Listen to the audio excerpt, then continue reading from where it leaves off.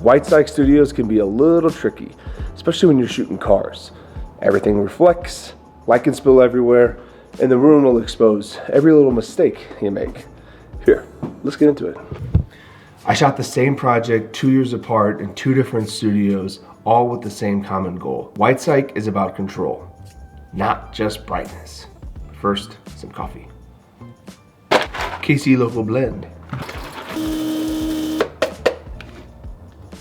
For this first project, we were working in a little bit of a smaller white cyc studio where getting in the vehicles required loading them up the loading ramp, pivoting them into the studio, and then of course putting them on those tire tracks where you can move around. But I was limited. My back was up against a wall, and the kind of lenses I had to use were much wider. It also forced me to go up and down just to avoid seeing any of the cyc lights or top lights. So it was a little bit more of a situation where I was forced to use certain lenses to make sure that I was able to not see anything. And at the time, I think the studio still didn't quite have all LED technology just quite yet. So we were using some tungsten units, but that's okay. I mean, white is white, whether you're balancing your camera to tungsten or shooting daylight temperature and 5600, then using HMIs or LEDs or whatever. You just gotta have the right white balance for your camera. But one of the advantages of using tungsten is you can use those smaller light units like ARRI 300s or Mole Richardsons to put barn doors on them and spot them in through the car windows to illuminate the inside of the car so it's not so dark, so that when you're pointing in the car, it's not just a dark blob. And this is a pro tip from our gaffer.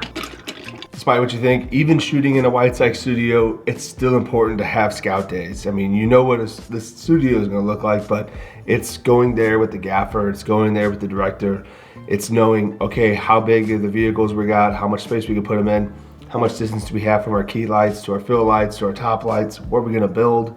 But making that change to year 3, working in the newer studio that was bigger, we were able to easily drive the cars in without having to pivot them. Granted, every turn you make on the floor might make some marks, so it's important to put them on those casters and roll them around. First, let's get into it. In a bigger studio, you can push units back, build bigger frames, and create overall smoother reflections from the cars. This is particularly talking about car shoots, and I have other projects and examples of white cyc studio shoots with people or props and whatnot, but for this, we're just dialing in for cars. And when you're shooting with cars and you're building these frames, it's important to build them edge to edge. And for this second studio build, we actually designed our own overhead frame with a 20 by 30 fabric of quarter grid. And within that frame, we built, I believe we had 2 sets of 8-foot tubes. I think we had like 16 tubes in total maybe. So 8 going one way and 8 going the other way, all on DMX, all on controllable from either an iPad or something that the gaffer built. And we were able to easily bring up and bring down how much exposure we wanted throughout the frame. But when I said edge to edge, when you build those overhead frames, I mean like take that fabric, and normally you just like tie it off to the pole and there's this little gap between the pole and the fabric. Well, you'll see everything on a car. And especially all you're wanting is that clean white line. Well, this is how you get those cleaner white lines, is by wrapping that over. And of course, in a perfect world, you would have seamless fabrics. Would it made the frame 10% better, 20% better? Yeah, I mean, it would have definitely made it a little bit better, but for this kind of shoot, we actually weren't selling the cars, we were selling paint protection film, so it was okay. But one thing I did notice when shooting cars in studios is that even on our floor key push for the talent, we were using at the ARRI 360 through 8x8 full grid, and we had the LCD, the black, egg crate kind of thing in front of it. But even using that kind of control can get you caught sometimes from a car's reflection because it's recognizing that black. So more often than not, you just want to see white, especially when shooting in a white cyc studio. So more often than not, we had to remove that LCD because you could kind of see the egg crate pattern within the car's reflection. You don't see black in total, like putting on floppies, you don't really recognize floppies, especially if there's no light behind them. So surrounding most every shot, if cameras landing here on sticks, we would put white cards on the ground in like a 45-degree angle surrounding the edge of frame, or wherever we wanted the car's lower reflection to see. To make those cars pop even more, I pitched to the directors, like, let's not light the psych studio. I don't feel like it needs to be white. Let's just let that fall to middle gray. And they all love that idea. I mean, it made the cars pop, it made the people pop, and it gave a little bit more mood and edge for this project. I feel like if we just went pure white, it would have too much of a different clinical vibe that I don't think it would look as good as having a little bit of a middle gray kind of tone. And how to capture just kind of an evenly lit white psych, now that takes the practice, whether you're using your light meter or one little pro tip I have for you if you've never tried this before.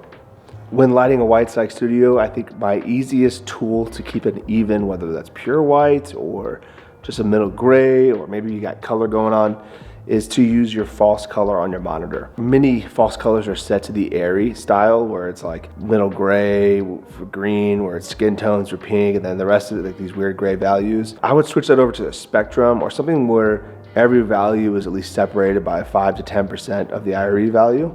That way, when you can just point at that white psych studio, hopefully you clear frame, hopefully there's no cars in there. This is kind of during pre-light day. You can even do this on set day, but put that false color on, look at that wall. If there's different shades of grays and greens and blues or whatever, you're using your false color, then you'll know where you're missing out on the exposure. Now, this used to be done with light meters, and on the first shoot, we did that as well. We just wanted to, I used the eyepiece, or I used the little twist, looked through it, went across, saw the values, knew what lenses we're using, and realizing that's too far out of frame, it does not matter. We do not need to push more light that way. But yeah, pro tip, use your false color, switch it to a spectrum or something with more color so you can just see how much difference the white psych exposures levels are. And yeah, enjoy being inside for a day or two, or however long you're shooting in the studio. All right, back to it. So shooting on a white psych looks clean. It can look effortless, but it's all that control you have to do in order to make sure that, hey, your key is not actually falling back on there. Now it's changing the value of the background. Or, you know, every reflection needs to be controlled.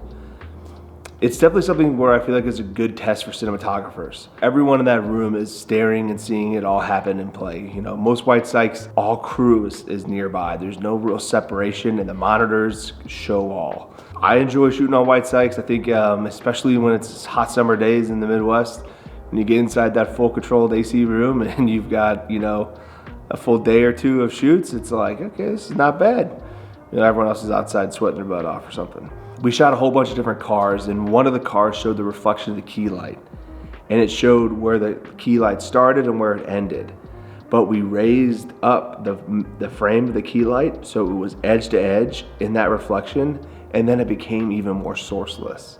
So that's one of the main tips too, is just using bigger sources or bigger frames to spread your image out even more, to have that sourceless look.